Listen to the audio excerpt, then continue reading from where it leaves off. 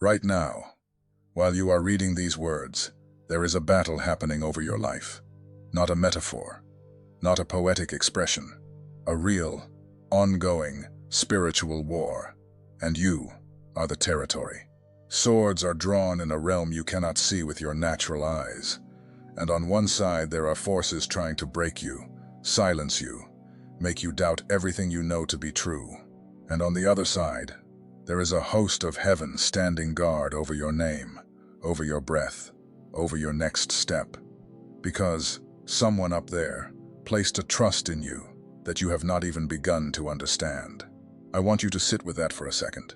Someone trusts you, more than you imagine, more than you have allowed yourself to believe. And the reason you feel so attacked lately, the reason your mind will not rest, the reason strange obstacles keep showing up out of nowhere, the reason people you love have suddenly started acting distant, is not because you are cursed, it is because you are trusted. And the enemy of your soul knows exactly what kind of weight you are carrying. My name is George, and if you stay with me for the next few minutes, I am going to show you something that will change the way you look at every hard season you have walked through. Because what you thought was punishment was actually placement.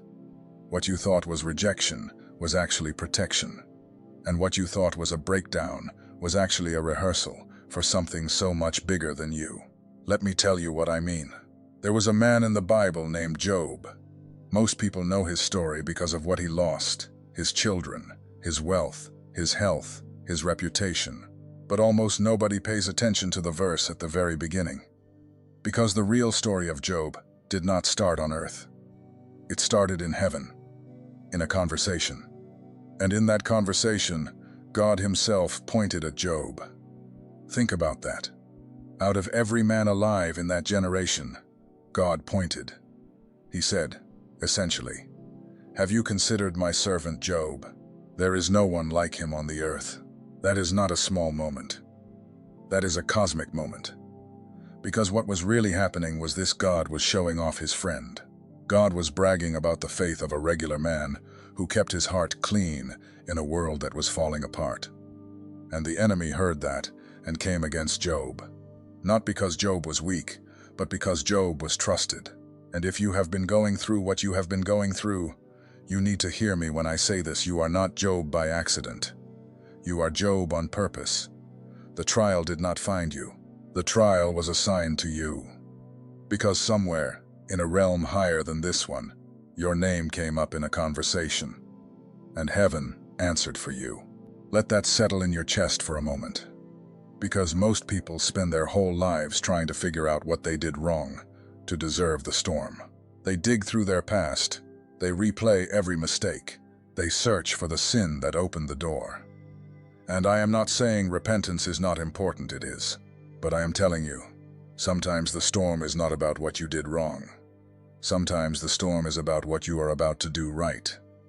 And the enemy wants to shipwreck you before you ever get there.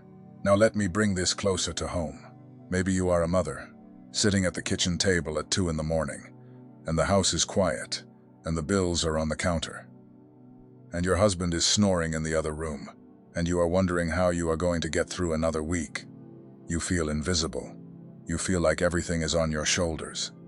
And the thought creeps in: does anybody even see me? Does God even notice? I want to tell you something. Not only does he notice, he is defending you. Right now. There are angels standing between you and things that would have already taken you out if you were not loved the way you are loved. You do not see them because you were never supposed to. You were supposed to trust. And the fact that you are still standing, still praying, still making breakfast, still showing up, that is not small. That is a testimony that heaven is pointing at. Or maybe you are a man who has been laid off, and every door you knock on slams shut, and you have started to believe the lie that you are not enough, that you have failed your family. That God has turned his back, and I am here to tell you, that is a trick. That is the enemy whispering in the one ear that God has not filled yet with his own voice. Because the truth is, and this is the part I want you to grab onto, you are being hidden before you are being raised. You are being refined before you are being released. And the silence you are walking through is not abandonment. It is assignment. Think of David. Before he ever wore a crown, he was a shepherd boy that nobody thought about. His own father forgot to call him when the prophet Samuel came to the house. Let that sink in. The prophet came to anoint a king, and David's own family left him outside with the sheep. They did not see him. They did not consider him. But God did. And when Samuel came, the Spirit of the Lord would not let him anoint anyone else. He had to send for the forgotten one, because God trusts the forgotten ones. Think about what David was doing while his brothers were being lined up to possibly be the next king. He was watching sheep. He was in the field, probably singing to himself, probably making up songs that would one day become psalms that would outlive empires. Alone, dirty, smelling like animals, and heaven was watching every second of it. Heaven was taking notes. Heaven was measuring the heart of a boy who stayed faithful when nobody was looking. That is who gets trusted. Not the loud one, not the polished one, not the one with the best suit in the front row on Sunday. The one who stays faithful in the field. The one who worships when no one claps. The one who prays when no one sees. That is who God entrusts with nations. If you have ever felt overlooked, please hear me. Being overlooked by men is not the same as being overlooked by God. Sometimes, being overlooked is the very proof that God is hiding you for a reason. The arrows cannot hit what the world cannot see. And when the moment comes for you to be revealed, everyone who dismissed you will have to sit down and watch heaven introduce you. And here is where it gets real. The battle over your life is not random. It is not general. It is specific. Demons do not waste energy on people who are not going anywhere. They do not strategize against lukewarm lives. They are not losing sleep over someone comfortable on the sidelines. No, they come hard. They come early. And they come often against the ones carrying something unusual, something prophetic, something that, if it were ever fully released, would wreck their plans for an entire generation. So if the attack has been strange, if the timing has been suspicious, if the people who should have stood with you have suddenly turned, if sickness came out of nowhere, if financial pressure showed up the same month you started praying harder than ever, understand what that is. That is not bad luck. That is a response. And responses happen because someone important moved first. You moved first. In the spirit. And now the realms are answering. But here is the part that will free you if you let it. On the other side, heaven also responded. Because the moment the enemy drew a sword against you, angels were already dispatched with orders that had your name on them. You did not see the paperwork, but it was filed before you were born. The book of Psalms says, He gives His angels charge over you, to guard you in all your ways. Not some of your ways, all of your ways, even the ways you regret, even the ways you are ashamed of, even the ways you cannot talk about. Do you understand what that means? It means there is a bodyguard assigned to you that you did not hire, cannot fire, and never have to pay. It means that while you were crying yourself to sleep, there was a being of fire standing at the foot of your bed with instructions directly from the throne. It means that every time you almost quit, and then somehow found the strength to get up one more time, that was not you. That was a nudge from the realm of glory, reminding your bones who you are. Let me tell you about a man named Elisha. There was a moment in the Old Testament where he and his servant were surrounded by an enemy army, horses, chariots, soldiers everywhere. The servant panicked. He ran to Elisha and said, "What are we going to do? We are surrounded." And Elisha said something I want you to never forget. He said, "Fear not, for those who are with us are more than those who are with them." And then he prayed a simple prayer. He said, "Lord, open his eyes so he may see." And when God opened that servant's eyes, do you know what he saw? The mountain was full of horses and chariots of fire all around them, an army of heaven, invisible until that moment, that had been there the whole time. The whole time. Think about that phrase. Not summoned at the last second, not dispatched in the emergency. There, the whole time. before the enemy army ever showed up, before the servant even knew what fear felt like that morning. Heaven was already in position. Heaven was already surrounding the surroundings. And the only thing that had to change was not the situation, it was the servant's eyes. I wonder how many of us are walking through seasons where the chariots of fire are right there, but our eyes have not been opened yet. How many of us are missing the comfort of what is already covering us because we are too focused on what is coming against us? The enemy wants your eyes on the problem. Heaven wants your eyes on the protector. I want to pray that same prayer over you right now. Lord, open their eyes. Let them see that they have never been outnumbered. Let them see that the army behind them is bigger than the army in front of them. Let them see that the battle is not for them to win, it is for them to witness.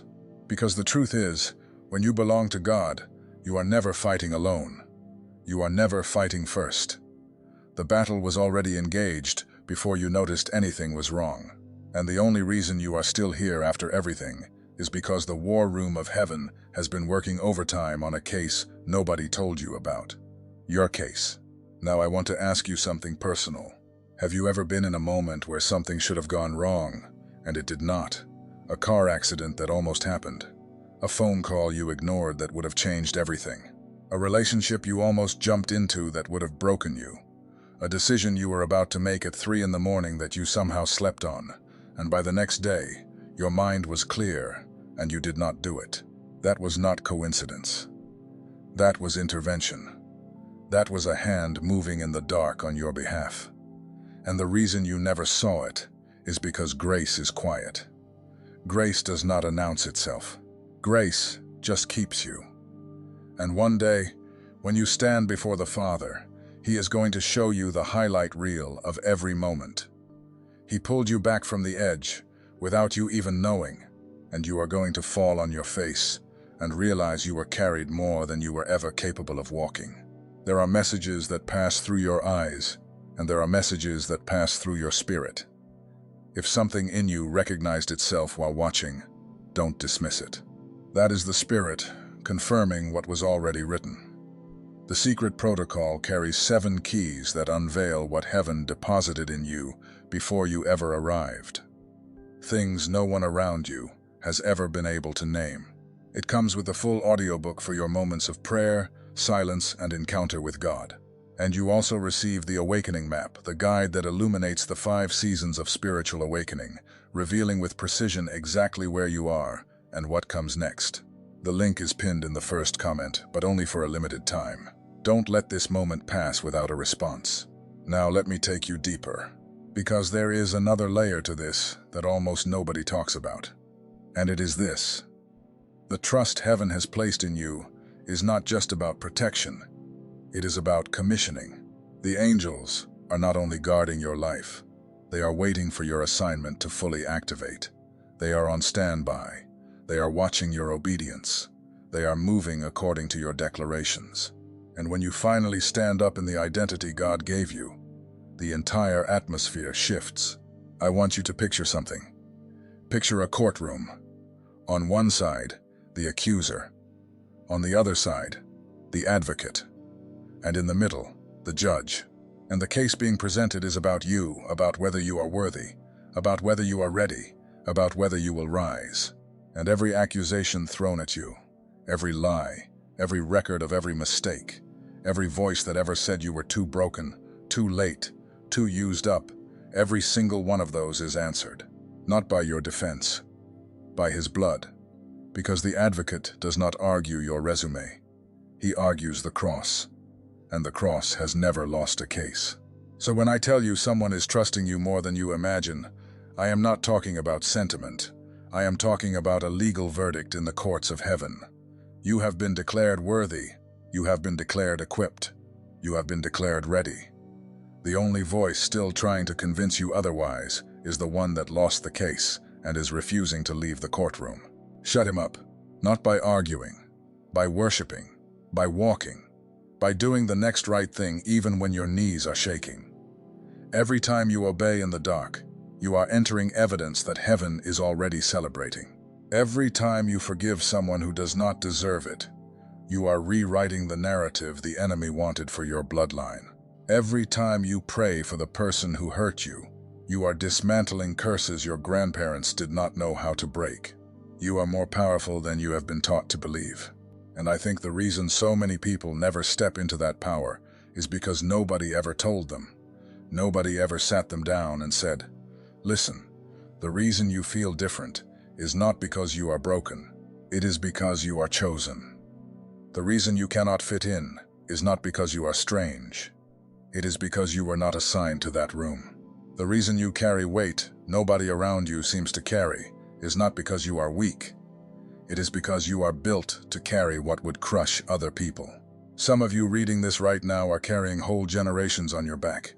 You are the first one in your family to break a pattern. You are the first one to say, "The cycle ends here." You are the first one to choose prayer over panic, forgiveness over bitterness, faith over fear. And because you are first, you are pioneering a path that others are going to walk after you. That is why the battle is heavy. Pioneers always take the hardest hits, but pioneers also plant the flag. Let me tell you about another moment. Daniel. He was thrown into a lion's den for doing the very thing that had made him faithful his entire life. He did not change. He did not stop praying. He kept his window open toward Jerusalem even when it would cost him everything. And they threw him in, with lions, in the dark, alone.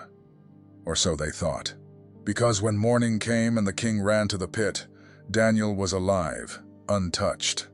And he said something I want you to hold on to. He said, "My God sent his angel, and he shut the mouths of the lions." Sent his angel. There was an angel in that pit before Daniel hit the floor. Before he even had time to be afraid.